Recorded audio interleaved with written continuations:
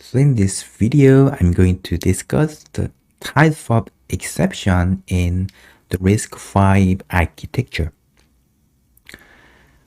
Talking about the classification of exception in the RISC-V, I can say that there are two types of exception in RISC-V architecture.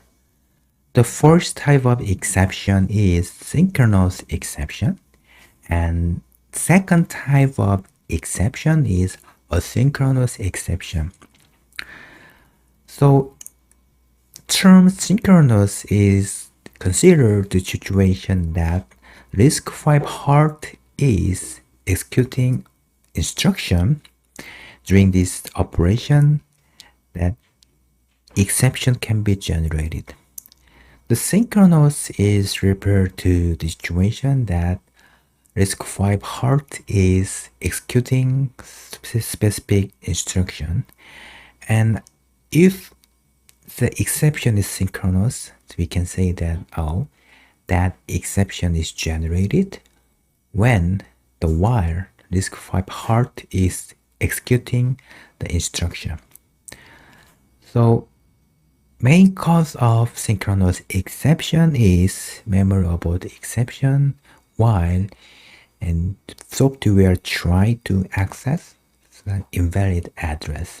That is the typical scenario when memory abort occurs. Sometimes segmentation faults can be taking places in the user space, and those kind of exception can be considered as synchronous. When the eCall assembly instruction is executed in the user mode, and synchronous type of exception can be generated. So please remember that, and if you hear about the term synchronous exception, that types of exception can be generated while RISC-V heart is executing assembly instruction. And another type of exception is asynchronous type exception. And when the parallel device trigger interrupt and RISC-V heart take it as detect the interrupt from parallel device, and then it start to generate exception. So term asynchronous is considered the external event triggered by the parallel device. Now that you got to know about the types of exception in RISC-V architecture, let's take a look at the description of each exception in RISC-V architecture. So categorization of the exception can be specified in RISC-V documentation. So this box indicates the type of exception that is asynchronous exception. So this indicates that this exception is triggered as a result of interrupt, and this column indicates the description of exception. And this box reveals that our exception is generated as a result of the instruction access fault, irregular instruction, road address misaligned. As you know that there are many causes of exception in the RISC-V architecture, so sometimes it is hard to figure out the types of exception in RISC-V architecture.